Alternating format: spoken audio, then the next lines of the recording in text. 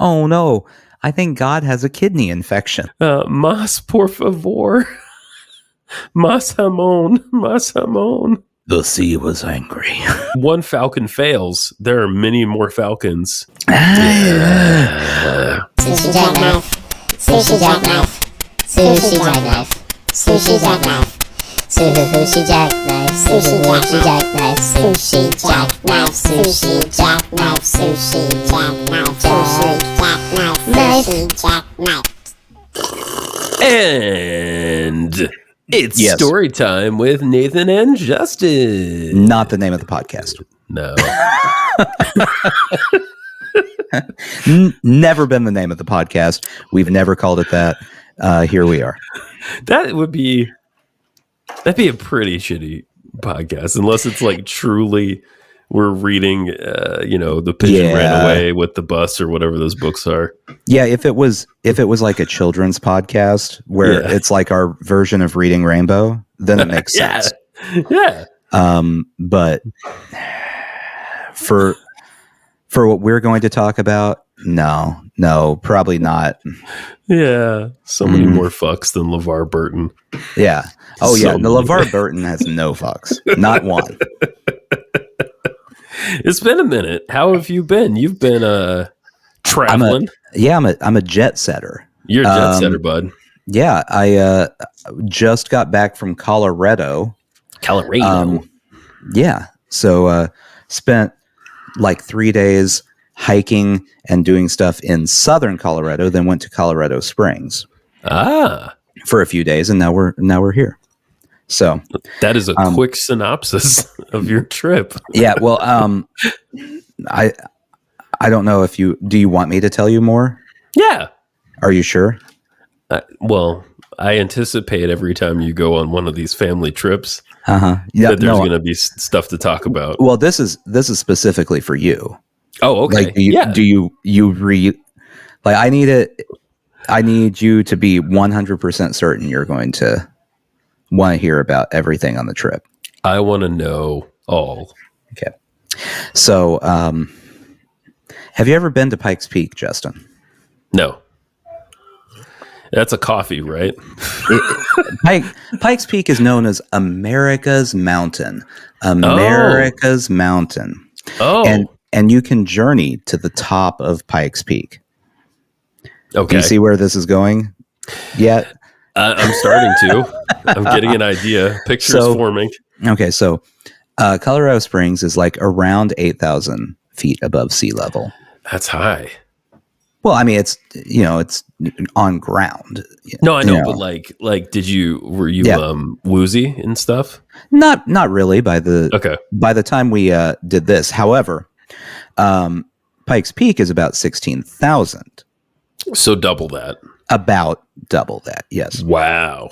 And you can go up Pike's Peak on a winding mountain road. Okay.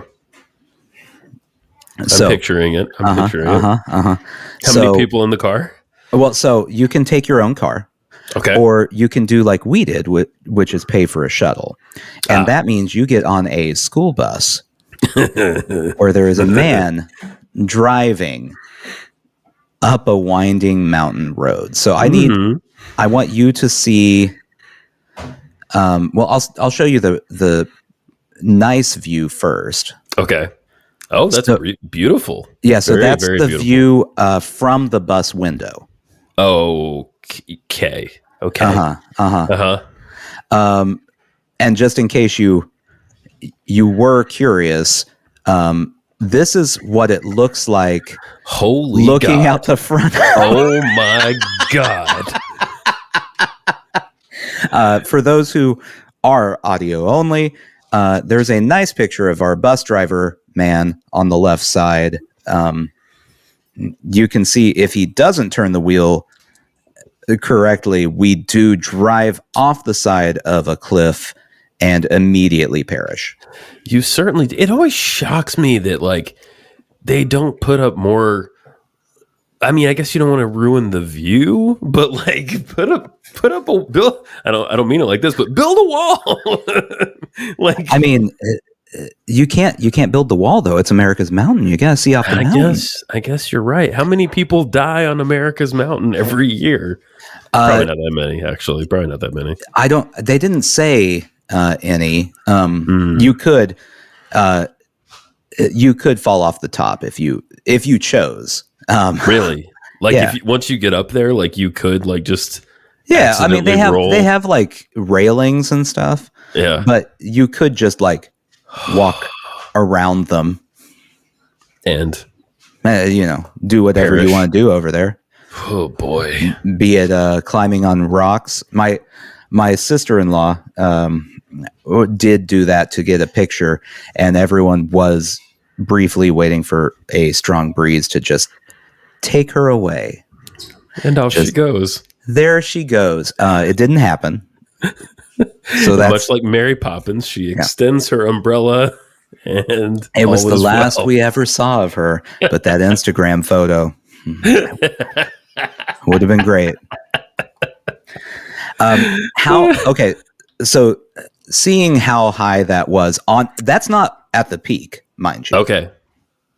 That is on the mountain road that a man is driving a school bus 30 miles an hour up. At least he was being moderate in his speed. I'm just guessing. It was faster than I would have gone in a car. He is a professional. He does it 4 times a day. Sure. How likely is it that you will ever do that? I mean, I would do it. I'd do it. I might be nervous the whole time, but you would definitely be nervous the whole time. Yeah. So we were talking about on the way up, Tanae and I, because I remember when we went to a hotel here in Nashville, you not being like petrified, but nervous about being maybe 10 floors up. Are you talking about when we went to the Holston house? The Holston house, and then there was another time we just walked around and we went up into a balcony of a hotel. Yes. Yeah. That's true. Yeah, I do. I don't. I trust natural structures more than buildings. Interesting. But like, so is your fear not that you will fall to your death? It's that the man-made structure will cause you to fall to your death? That's actually that's a big part of it. Yeah. Okay. Like, what's a good example I'm trying to think of? Well, I don't know if I've told this story before, but in the early days of my wife and I dating, and being psychology students, she decided to quote unquote flood me with an experience to try to cure my fear of heights. Easy. This is a safe for work podcast. Let's not talk about you getting flooded too much. And we went up in a glass elevator on the side of a building in Atlanta, and I thought I was going to die. Okay. In that situation, how high did you get up before you thought you were going to die? Not far at all. And then you just keep going. And going. Right. Now, tracing the same logic that you're afraid of man-made structures. Sure. And knowing that you are afraid of flight. Yeah, I am. Yeah. If I were to find a large enough group of birds. Okay. Enough, like we'll say peregrine falcons. We'll say a large enough group of them to hoist you and carry you. Would you be more comfortable with that than on an airplane? Like up style? Like it's instead of balloons, it's falcons? Yeah, just we're talking hundreds of falcons. You have like 10 falcons with their talons grabbing you by your shirt and or pants. Okay. Yeah. Well, hold on. Those are man-made structures. Grabbing into your flesh. They're hooking flesh. into your flesh. My nice, safe flesh. Right. They've got, and then those falcons each have like 5 falcons attached to them, lifting them up. And it's falcons all the way up. Yeah, instead of turtles, it's okay. Yeah, I like that. Yeah. I think I would feel better about that because one falcon fails, there are many more falcons involved. I mean, imagine an airplane with 100 engines. You got good chances of getting there. Well, I guess. I mean, every airplane has multiple engines. Is 100 the number it would take for you to be comfortable in an airplane? Yeah, there's always that thing in the back of my mind about like, what if, and I think this has happened once or twice in history, not in America, but somewhere else. What if you have a suicidal, homicidal pilot who just decides to put the whole goddamn thing into the side of Pike's Peak? I think that has happened a couple of times. Yeah.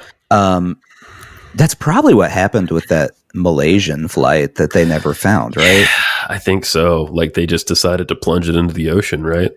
I mean, nothing else really makes sense because they didn't have any mechanical failures that they know anything about, right? But so also, I would advise people not to fly Malaysian Air. Yeah, right. That's what I'm saying. Like, you know.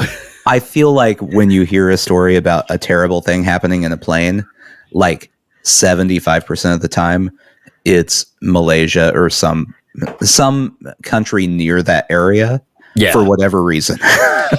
Yeah, maybe, I don't know. Maybe they're playing fast and loose over there with the whole deal. I don't know. They have lower regulations, maybe.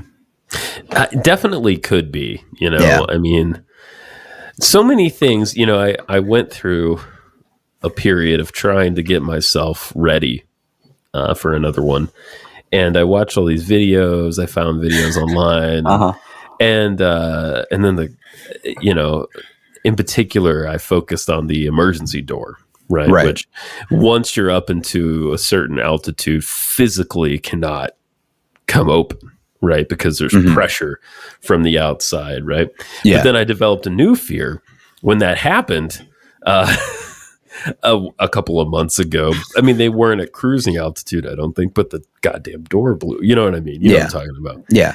So from what I have heard, you would have to have numerous failures of different things for a plane to go down. It's never just like, oh no, the engine failed because you got like 5 of them. I don't know. And they can fly on one. I know that. They can, like, even if it only has 2. And you can glide down if all of the engines failed. Right. So I don't know.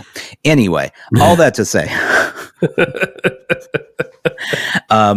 Okay. Would you be, this is a good question. Okay. Would you feel safer on an airplane than on a school bus going up and down curvy mountain roads? I'm going to add a caveat here. Okay. In a state where marijuana and mushrooms are legal. I'd still take the bus, dude.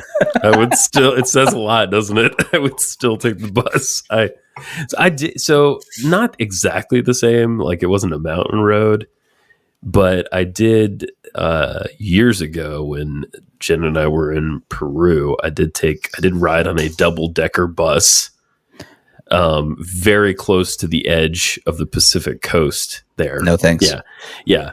And I ate my little it was kind of awesome. They gave you like food and stuff on the bus ride, and I had been throwing up incessantly and diarrhea for like 2 days, so I was sort of delirious as it was. And cool. my little roll with ham and cheese was so delightful. I'll never forget. I'm sure that everyone else on the bus was pumped. This pale, clammy American is just staring into space on this double-decker bus, and then gobbling a ham sandwich. I get more, please. Permiso, mas por favor, mas jamón. Let's see. I'm trying to think of anything else notable in Colorado. I mean, it was good. Colorado's good. That's good. It seems like you were gone for a while, but maybe I just missed you. Yeah, it was just a week. Yeah. Okay. It was. We left. We left after I got off work last Friday, so I guess it was 8 days. Okay. And then I got yesterday, which is Saturday. Today we're recording. It's Sunday. When you hear this, don't know what day it is. Who knows? You're on your own. Figure it out. Do the math. But yeah, it's a good trip. It's a good place. Colorado's full of good things. I like that. That's nice. They got green chilies. Oh, they have those up there too? On everything. On everything. Yeah. Oh, because that's like the thing I like. One of the things I like about New Mexico is they got the chili thing, but I guess it migrates up into Colorado. It's all the same thing, basically. Colorado is just the extension from New Mexico. And New Mexico is the extension from Colorado, if you are a Coloradan who was offended by that statement. I've been doing so much of like looking at different places in the country, right? Because we're trying to figure out where the hell we want to live. Mm-hmm. Whether we want to stay here, whether we want to go to the West Coast, whether we want to go to somewhere like that. And what I learned from one video about Colorado is you get drunk a lot faster because of the altitude. That is most likely true. Yeah. It's also a desert. Technically, like not a hot desert, but I can't remember. I feel like I have to look it up now. The amount of precipitation in Denver was shocking to me. Let's see. It's very low precipitation. Yeah. It's they had 19 inches of precipitation last year. And Nashville had like 30 something, right? Like let's see. Nashville, it's funny because as I looked at the Pacific Northwest, people are always talking about how it's raining there all the time. But places in the South get way more rain. It just doesn't rain as often. Right. Well, okay. So I didn't have it as readily available for Nashville, but I will tell you in the month of January this year, we had 4.5 inches. Yeah. Yeah. So that puts you on pace for 48 inches? Right. Well, it's like in the South, you get these big thunderstorms and you get just downpours, sometimes. That happens here too a little bit. I'm learning, like we've had a lot of rain lately. And people have no tolerance for humidity. It's hilarious because poor little babies. I know. I mean, talk to me in January, right? But like, because I'll be back suffering once again. They're saying they're going, it's 45% humidity. Wimps. Yeah, today everyone was like, it's so humid. And I was like, it feels totally great today. I had to drive through Western Texas on my way to Colorado. They don't know anything about humidity. Yeah, it's dust. Western Texas is just humidity. All of Texas is just humidity. Yeah, exactly. Yeah. Denver is considered. I'm trying to find the name of it, but it's technically desert. It's high desert climate is what it says. It's a semi-arid high desert climate. Yeah. Well, yeah, a lot of New Mexico is high desert too that I learned. Yeah. So you have everyone thinks Colorado thinks snow all the time. No, not that much in Denver. It's not so bad. We ran into a Denverite. I'm going to go with that. Okay. At a diner here in Vermont yesterday. We celebrated late Father's Day yesterday because yesterday? Yeah. Oh, that was late Father's Day. Well, we were in. Did I talk to you since we went to Maine? I don't think I did. Did I? I might have. Was that for Father's Day? When was Father's Day? Father's Day was like 2 weeks ago today. Father's Day yeah. I don't know if we have or not. I can't keep track of my life. We took a weekend jaunt to Maine, to the beach, because we wanted to. Okay. That classic reason. Got it. And it just so happened to fall on Father's Day. But yeah, it was an interesting place. This Old Orchard Beach. It reminded me a lot of beaches I went to as a kid, but just like more northerly. Right. It's like the same shit like the same shit you see at every little like touristy beach town, but just colder. But it's just filled with rugged fishermen in cable knit sweaters. You would think, but no. I saw nary a one, and I was pissed. Just walking up to kids going, "The sea was angry."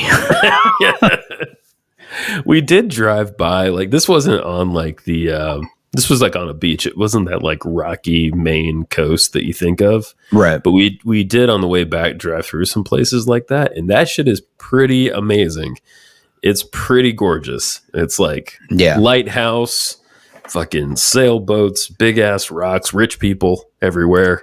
On their big ass rocks. Yeah. Every rich person gets one big ass rock in Maine. It's the law. That's right. That's what Susan Collins spent all her time in the Senate getting passed. Yeah. I didn't talk about this. In Colorado, we also went to Sand Dunes National Park. Oh, I've heard of that. Yeah. Which is bizarre. I don't have any pictures available for it, but it's giant sand dunes, right? But surrounded by mountains. That is weird, man. So it's like you got desert where you can see a snowy peak in the background. It's very strange. That is like some Bob Ross landscape shit. That's what it is. And the sand gets hot enough that it gets to like 140 degrees some days on the sand. Whoa. So the people who hike it have to do it in full boots and pants. Like you don't hike in sandals. You don't walk in sandals. 'Cause your feet will get totally burned. Oh yeah. Oh man, that's crazy. Yeah, I wore sandals and there were a couple of times I was like, I regret this. Yeah. When I kicked it up into and it wasn't 140. It was just warm. Right. So that's an interesting place. Anyone who ever wants a weird place to go check that out. Don't hike to the top. I don't understand. Okay, so I like hiking. I don't understand why anyone would hike to the top of a sand dune. Because I like, you hike and you see the landscape and out before you. Okay, so hiking to the sand dune, the top of the sand dune, it's going to be hours probably. I don't know how long, but it's very tall and you do not get to go fast because it's all sand, obviously. Right. Of just looking at sand. Like that's what you're going to look at is the sand in front of you. And then when you get to the top, what is behind it is more sand. So you're hiking, your view is going to be sand with a high up, large landscape view of sand when you get to the top. Just looking like a sad dystopian desert scene. And then you either hike through more sand to keep going or hike down in the sand to get out of the sand. It's not a good hiking situation. Yeah. I see what you mean. I think you hit it on the nail on the head. Boy, this is like summer vacation sushi jackknife right here. I decided it should be called God's litter box. Because it's a lot. It's a lot of sand. It's a lot. God's pretty litter. Have you seen the ads for pretty litter? Pretty kitty litter. This wasn't pretty. No. This wouldn't clump at all. It would be terrible. And we just also giant God dumps that he's trying to bury, and it's not going to work. We would, depending on what color it turns, we'd know if God was sick. Maybe a little acid, a little basic. Oh no! I think God has a kidney infection. Yeah. Yeah, that's it. Yeah. Anyway. Yeah, so there you go. That's Colorado. It's a state. There are high mountains. Justin would crap his pants at least one time on those mountains. There we go. Sounds like I definitely would. But not as much as if I had to go to the top of the Empire State Building, which I'm not at all interested in doing. Well, you know what, though? I've done that. Yeah. You didn't miss that much. Really? Thank you. Thank you for saying so. So, okay, I know that there are going to be people who disagree with me on this. Okay. Seeing cityscapes, like you go up into a high building and you look at the cityscape. Yeah. My reaction every single time is, huh. There's the buildings. There's That's the it. things. Yeah. Like best case scenario, there's like a sunset or something and you go, ooh, and then you're done. Like it's not ever really worth doing. You're more into the all natural. Yeah, well, Escape. There's multiple things you can see in like Pike's Peak. We got to see all the things going up. We got to drive through. I believe it was called drive by the Endless Pit. Whoa! Mm-hmm. Shit, that's real. It's not endless. Okay. Yeah, it's like if you jumped into it, you'd splat eventually. Like there's a bottom. Would That's good splat. to know. That's good to know. It's existentially way worse if you keep falling forever. You have stuff like that all the way up, and then you get to the top, and you get to see from the top of a mountain that is like you're as high as clouds. That's a view. That's kind of cool. That's cool though. A building, you see a stairwell or an elevator. Right. And then you get to the top and you see that there were other buildings with other stairwells and other elevators. Yeah. Okay. No, we made it. Good job, guys. And then back down the stairwell or elevator. I was fairly proud of myself with the Statue of Liberty, though. Mostly it's inside and it's not really that tall compared to other tall things, you know? No, it's probably, maybe 15 stories max? Something like that. I don't really know. It's not huge. It's not huge, no. And also, you're more likely to be feeling claustrophobic than afraid of heights going up into the Statue of Liberty, if I remember correctly. I feel like it was very tight. Yes, it is. The spiral staircase gets tighter and tighter as you go. So if you don't enjoy that, I wouldn't recommend going up into the Statue of Liberty. Yeah. Yeah. So there we go. So you didn't miss anything going up into the Empire State Building. Thank you. You should go to Pike's Peak. You may throw up on the way up. Cool. Yeah. There's also altitude sickness at play, which is possible. Yeah, I've never experienced that. I don't know what that is like. So I saw something, and I don't know if this is accurate or not. And I also don't know what they're defining as altitude sickness in this. Sure. Saying that like a quarter of the people who go up Pike's Peak get altitude sickness. Oh, okay. Now, I was with a group of like 16 people, maybe. Yeah. And I felt like a little lightheaded until I adjusted, which took about 5 to 10 minutes. I don't know if that counts as altitude sickness or not. No one did anything bad. But apparently occasionally people have to like go, like you're not going to die from altitude sickness unless you have like a heart or lung issue. Okay. In which case, hey, don't go up. Don't do it. Quit. I mean, it's not worth it. If you're a relatively healthy person, you just go. You can find the EMTs, and what they'll do is they'll give you oxygen and tell you to sit down. Right. That's what I was thinking would probably happen. Yeah. So I didn't see any EMTs doing anything. I'm guessing if that statistic I read is correct, they're counting like anytime a person doesn't feel 100% when they get to the top of the mountain as altitude sickness. Right. Because no one seemed to be having any problems whatsoever. That's good. Yeah. I'm glad to hear that. Oh, and they have donuts at the top. Well, there's a goal then. I forgot to mention that.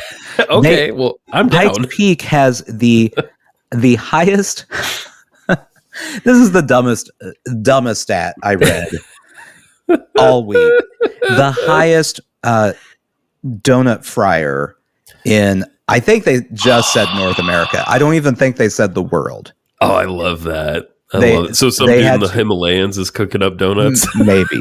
They had to create a special donut fryer to be up at the top of Pike's Peak because of the altitude. Whoa, that's awesome. And supposedly you can't take them down because, the change in altitude will cause them to be very hard and inedible. They'll become dense. Right. I don't know if that's a fact or not. My mother-in-law was testing it, and I never heard the result of what happened. Get her on the phone right now. I know you don't want to. We're not going to do that. Yeah, so like everything you see about Pike's Peak starts raving about these donuts, which are fine. They're I was expecting nothing more for you as a real one-word review. I mean, they're not even like powdered sugar donuts. There is plain donut, just plain. It's not glazed, plain. Oh, literally a fried piece of dough. Plain donut. And then there is cinnamon sugar donut, which is plain donut that they dumped in cinnamon sugar. I like that. Wow. I mean, I'd have to get one. I'd have to. You have to do it. I'm the guy who at Old Orchard Beach, Maine, had to get a piece of poutine pizza. How was that? Not good. Yeah, it wasn't good. You texted me the picture of that, and my first thought was that America really is going to hell in a handbasket. Yeah. I felt compelled to send that to you and Roy. So two of my friends had to know was that. Roy's reaction to it? Let me see. I'll have to go back in our conversation, but I feel like Roy would be more for it than I would be. I would taste it. I would definitely taste it, but I would taste it going, I hate that this is a thing, and I hate everyone involved with it. I mean, I just had to do it for the novelty, really, of the situation. I didn't expect it. It has it's French fries on pizza. Like, no one needed that. No one needed it. I mean, it is pizza from Maine. Like, what else are we expecting here? He said, and I quote, "I don't know about that, but then again, it can't really be that bad." There we go. That's Roy. And I said, it was all right. Had to try it. Regular pizza was good. Yeah. And he said, at that point, it is really poutine on bread. And I said, totally. And that was it. That was the so that's the difference between me and Roy is I see it and I would taste it going, no, thank you. And you can see that Roy started out at a no, thank you place, but circled all the way around to justifying it as, well, it's just poutine on bread now. So that's fine. That's not weird. I gotta tell you, the worst part was the gravy. I think the brown gravy. That would be my problem with it. Yeah, I could handle French fries on pizza. Sure, cheese on pizza is just a thing. Like that's obviously just part of pizza. Yeah, the brown gravy. I've had poutine. I didn't love poutine because of the brown gravy. Yeah. So. Yeah. But Roy, you're a glass half full person, and I'm not. And poutine pizza proves it. So there we go. This place, in a way, it was a good choice for our first New England beach vacation because it had something for everyone. My wife needs the beach. It had that. She doesn't even really need to get in the water, just sit on the beach. Okay, we're going to have to talk about this real quick because I know we both feel the same way about this. Oh, we do. Why? I know. What? Okay, because my wife does the same thing. They want to go to a beach, to sit on the beach and read a book. Correct. That's the whole activity list. We have a book at home. There are so many places to sit at home. Like, it's unbelievable. And all of them are comfier than a beach chair. Yes, that's true. And it's air conditioned, so it's not as hot. What is the appeal of the reading on the beach? I don't know. You're not going to find a rusty pull tab anywhere in your house. That's true. That you might sit on. There's no risk of syringes. You don't have seabirds just flapping around if you get food out. That's a great point. Yeah. I'm glad you said that, because seagulls are a real problem in any beach town, right? Mm-hmm. Yeah. This beach town has a pier, and on the pier they have embraced the seagull, because you could buy a plush seagull many, many different places, and the plush seagull in its mouth either had a bikini top or a crinkle cut French fry in its mouth. It's like, this has happened so often that you guys immortalized it in a plush. I love that. Do you think the bikini top thing has happened frequently? I think it's happened enough. I think there was a time, maybe not anymore, maybe more 80s, 90s, where ladies would lay on their back and then the top, they would undo. Oh no, I was, those were my formative years. I know all about how ladies used to suntan. Trust me. I think we could go toe to toe on how much we know about that subject. We studied this during the heyday of that being a thing people did. And then doctors just had to talk about skin cancer, and now it doesn't happen anymore. Everyone smelled like coconuts and pina coladas as well. Mm-hmm. That suntan oil, that's one of the most strong scent memories I have. It's terrible. It's a terrible smell. I actually like it myself. I don't. No. It's what I like. Anytime I have sunscreen that has a coconut scent or anything, I immediately flash back to as a kid having to lather sunscreen with that scent all over myself and feeling greasy all day. Yes, so greasy. No good. There's a couple things at the beach that happened to me as a child that still happen to me now. Mm-hmm. I remember taking my shoes off and walking on a hot blacktop in Florida. Yeah. And burning the bottoms of my feet. Mm-hmm. And I remember the chafing. The horrible, horrible bathing suit chafing. It's a real risk. It's a really kind of epidemic that no one talks about. It goes unspoken, and I'm a little upset about it personally. I mean, but everyone acts like it's easy to be a man. Sometimes it's not that easy. Okay, there's a lot of chafing. Wait, do girls not chafe like that? Well, they don't have the same swimsuit setup.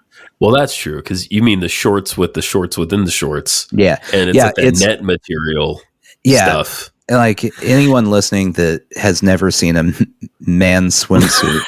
Trunks. Why? First off, how have you not seen one? But it's that, you got it's like mesh briefs. Correct. Yeah. Yeah. Sewn into the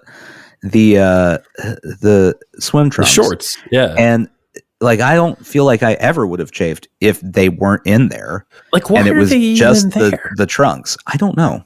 To keep, is it keep the boys situated? I don't know. Yeah, but they situate fairly well on their own. Here's what I think happened.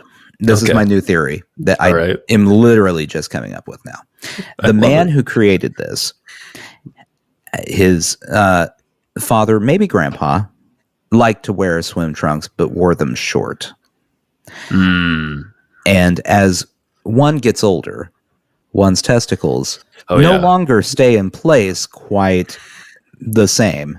I assume that a horrific incident happened with these short swim trunks, and he made it his life mission to get every swim trunk manufacturer to put the stupid mesh underwear in there to keep all testicles in place so he would never run into that situation again. So you're saying his balls fell out the bottom of his trunks? Yeah, they dangled real low. It's and he had probably like a 4-inch seam anyway. Like he liked short trunks. It was a different time. Yeah, not Speedos because he's no European, Right. We don't do that. I did see a guy though. Real tanned dude in his 50s with this rocking the Speedo. Mm-hmm. Oh boy, it's a whole. When we went to Chicago, I think it was last year. Yeah. There's a beach there. There was a dude in a Speedo tanning when we took our then 7-year-old son to the beach. And I just had this horrific vision of him trying to go ask the guy why he wasn't wearing clothes. Because he would do it. He does not have shame. That's awesome. Yeah.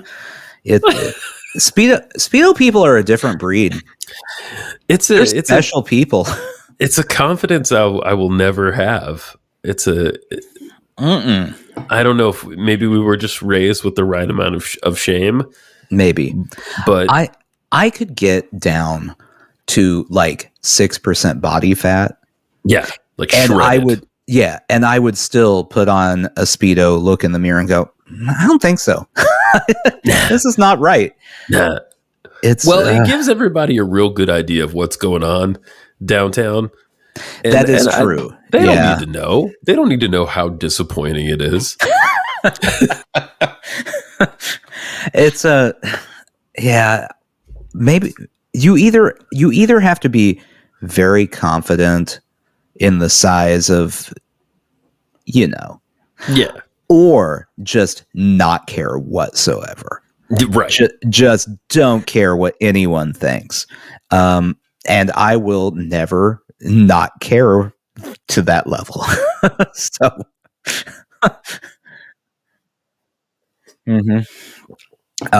also at that point, like, just find a nude beach.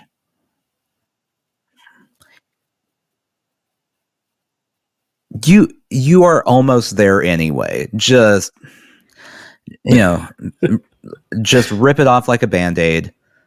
Yeah. Go full nude, be done with it. And we'll continue to sit there in our swim trunks, chafing and wearing t-shirts, wondering why we're there.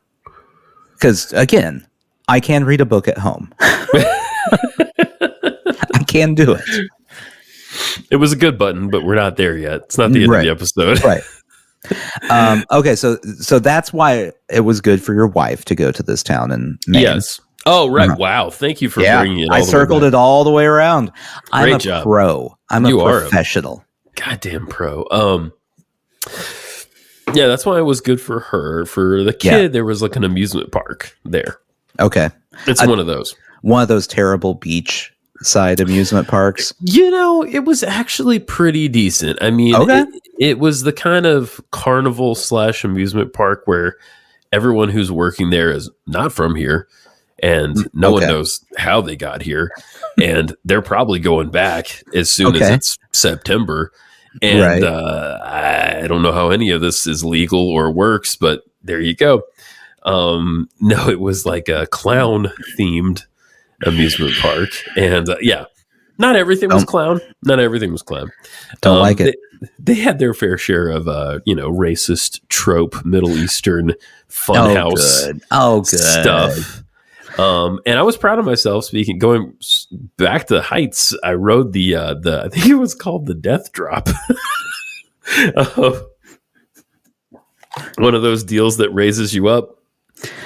So drops you down, raises you up, drops you down, raises you up, drops you down. You will ride on something called the Death Drop. Yeah. But you won't get in an airplane. I mean, I wasn't unafraid. Okay. I had a modicum of fear. I'll admit it. Because I don't love heights, but I don't have as strong a fear of heights as you do. Yeah. Okay, so at the top, I'm assuming when you're at the top, Yes. it's like a 10 out of 10 fear. Yeah. Yeah. After you drop full speed down to the bottom, right, and then go back up, the second time when you're up, is it still a 10 out of 10 or is it slightly lower? At that point, I'm distracted because I know the drops are coming. So now you've moved from your fear of heights to your fear of plummeting to your death. Yes, which exactly. is, I think that's a phobia all of us have. Yeah. Well, this, we didn't go all the way back down to the very end. So we just rose and dropped like halfway 3 or 4 times. Okay. And the thing that really saved me is, as an adult, knowing how cheap carnival rides work. I was like, this is only going to happen a handful of times and then it'll be over. So I would be more afraid to be on there than anything else, because I've seen the people who work at those carnivals, and I know that one of them helped set that thing up, and no, thank you. It's a rational fear. It certainly is. Like, I can just picture when that's being set up, one of the carnival workers going, "Hey, did you see that bolt? It'll be fine," and moving on. And I don't like that. Oh yeah. Oh, definitely. Definitely. Oh man. And then for you, they had poutine pizza. They had poutine pizza, and all was well. All was good in the world. There was a lot of spinny things that I didn't ride because I know better. About that, because that ruins everyone's day. Especially if poutine pizza has been eaten. I assume that sits like a rock. It didn't sit well. No, it didn't sit well at all. I had a slice of Supreme or something before that, which was quite good. I have to say, it's quite good. Large, floppy slices, good stuff. And then, that didn't sit well. It was a heartburn situation. Yeah, it was not good. It's one of those pouring concrete directly into your stomach, type of meals. Yeah, right. Okay. So that happened. Yeah. Going back to beach, I think I have successfully, after years, tricked my wife into becoming a mountain person over a beach person. Oh. Good for you. She said on this trip to Colorado, I think I may be a mountain person now. And I'm taking full credit for 2 reasons. Number one, I do, anytime a mountain is brought up as a vacation spot, go, yeah. And number 2, every time a beach is brought up as a vacation spot, act like a petulant child until we decide to go somewhere else. Yeah. So she may have just forgotten what a beach is even like at this point. And I win. You win, and I have somehow figured out how to lose more, in that now we're in a situation where both are desired simultaneously. So a location where one can see a mountain on a beach, well, be near, at least be near. Wow. Which, my friend, I'm saddened to say, is sort of my current situation that I'm in now, because we have, there's Lake Beach. It's a big lake. Yeah. There's Beach, a couple hours away, not far. And then there's mountains everywhere. So you gave them too many options. I did. I fucked up. Yeah, you need to find a mountain as far away from those beaches as possible. I know. No beach to be found anywhere. No, even sand. Like you can't even buy sand if you wanted sand. That's how little sand there is in the area. We'll see the mountain. We'll just take you to the dunes. It's the same experience, just without the water. You know what? That would be almost a dream come true. There was a little water. There's like a creek. Really? Yeah. Interesting. Does that count as a beach? Like you could sit on the sand and read. Put your toes. You're not going in the water anyway. That's true. Yeah. And then you can just turn around the opposite direction and go, ooh, mountain, and then turn back around and see more sand. You know, while you were off gallivanting out west, I was holding it down here on the East Coast with the good everyday people. And I have a bit of local news I want to read to you, but I forgot to bring it over. I have to go get it. Hang on 1 second. Okay, I'm holding. La-di-da-da-da-da-da. Waiting for the news update. La-di-da-di-da-da-da. Justin's getting news. All right, there we go. Okay, you ready? Mm-hmm. Yeah, you didn't hear. I wrote us a theme song. Go ahead. Oh, thank you. Yeah. Well, first of all, due to the nature of one of my current jobs here in my years of underemployment, I now know more about dairy production than I ever wanted to know. Okay. And all right, here we go. Dated June 27th, 2024. This is the top headline.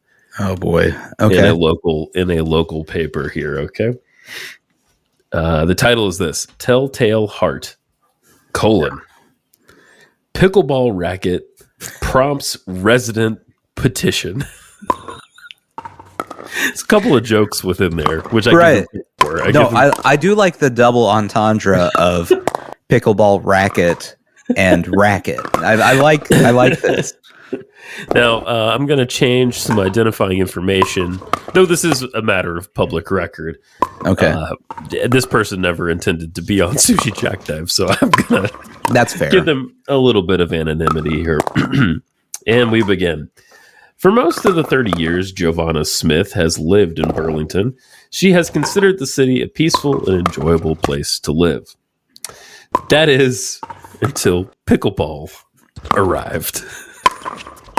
Full stop. Okay. All right. Smith says her quality of life has been drastically eroded by what she calls a, quote, incessant and psychologically torturous pop, pop, pop sound emanating from pickleball players at said park at all hours of the day, or at least until 10 p.m. when the park lights shut off. The back and forth racket has turned her world upside down in a way.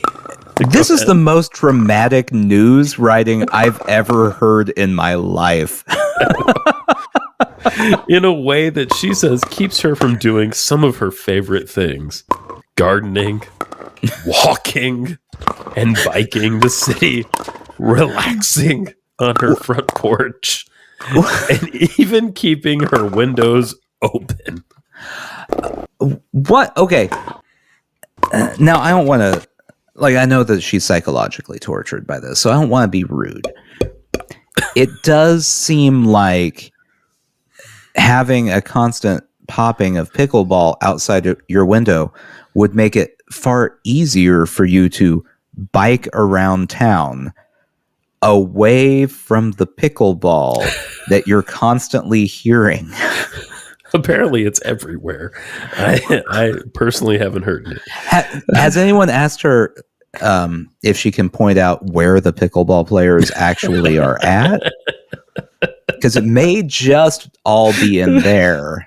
I don't always read this. They put this in our mailbox, regardless of anyone asking for it. Right. And there's often articles of substance in there, but I just couldn't get over the, how should I say, the shittiness of such a thing that this woman. Pickleball has become so popular with the elderly crowd, right? Yes. As a way of relaxing, of doing a couples thing, of getting together with friends, of getting some good light exercise. Mm-hmm.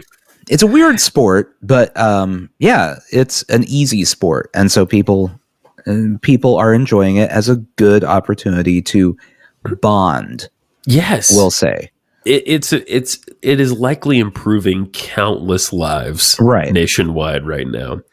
People who would have sat at home and screamed at Fox News all day now outside screaming batting at pickleballs. Yeah. But this woman felt it so disturbing that she had to petition the goddamn local government to do something about it. And it's so petty. It's beyond petty. So what did she propose that they do? Well, so she's got a petition going. Let's see. Make pickleball illegal in Vermont. Apparently. She calls it a pervasive, monotonous sound. For most of her time in the city, Smith says she's stayed far away from municipal mayhem and considers herself not to be an overly political person. But the pickleball problem has frayed nerves so intensely that it's forced her to speak up at a city council and committee meeting for the first time. This woman sounds so miserable. Let me move to page 12. I mean, you'd be miserable too if you couldn't go outside because that's true. If I was afraid that all the pickleballs were going to come get me every time I left my home, I'd be upset. But with no resolution in sight, she is spearheading a petition that, as of Monday, has garnered nearly 60 signatures of other petty assholes. And all from door-to-door campaigning. Would be so excited to see her coming. So it's 60 signatures of people who went, if I sign it, will you please just let me get back to... I was actually preparing to go play pickleball right now. I'm late for a match, so can we... All from door-to-door campaigning that she has undertaken in her free time last month. The petition asked the city to remove pickleball from the park and relocate it to a different park where she doesn't live. But Smith said she is hopeful for any sort of compromise the city is willing to make. I hope the city... There are very few situations where I'm rooting for any sort of government entity. Yeah. I hope the city wins this and just goes, nah, we're not doing anything. Exactly. In fact, that park is exclusively pickleball now. We're getting rid of the grass. It's all just pickleball courts everywhere. We're renaming it Pickleball Park. We've created a Smith special Park. Sorry, go ahead. We've created a special type of pickleball. It's a larger pickleball with a much harder paddle. So the sound reverberates for a while. It just keeps going. It's good.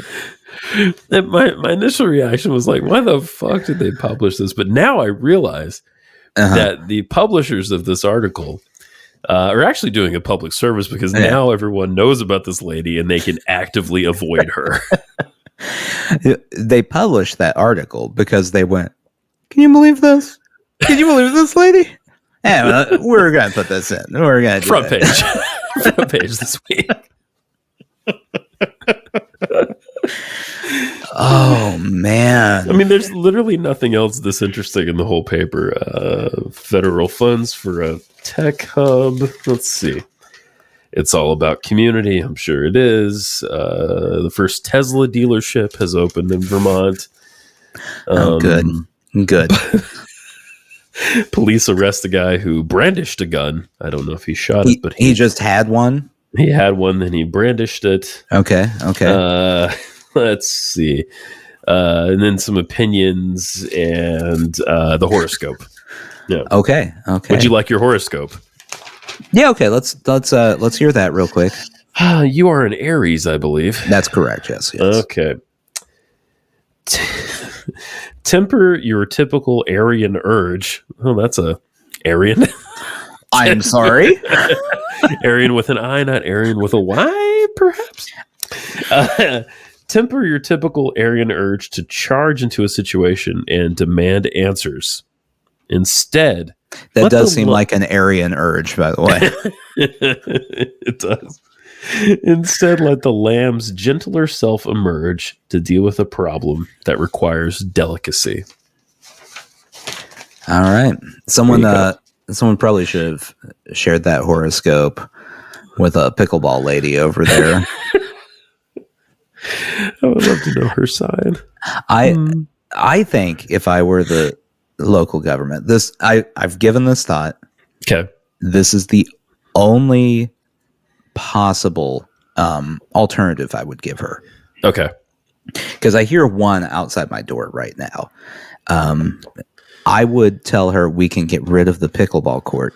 However, that will be where the Vermont Bullfrog Refuge is going to be built instead.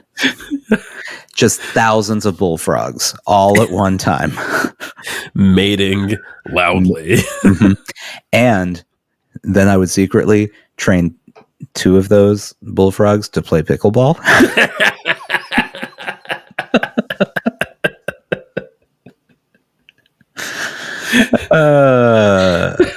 Sushi Jackknife. Yeah, Sushi Jackknife.